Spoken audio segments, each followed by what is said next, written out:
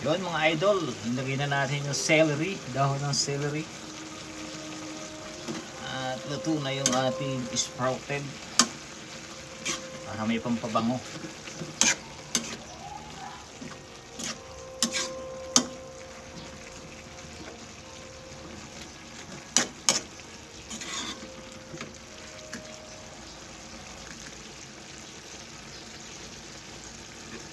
Okay. Yan na yung daw ng celery, mga aludi. Maya ahoy na natin, magaling na maluto ito. Isang kulo na lang, pero napadami yata yung sabaw mga idol.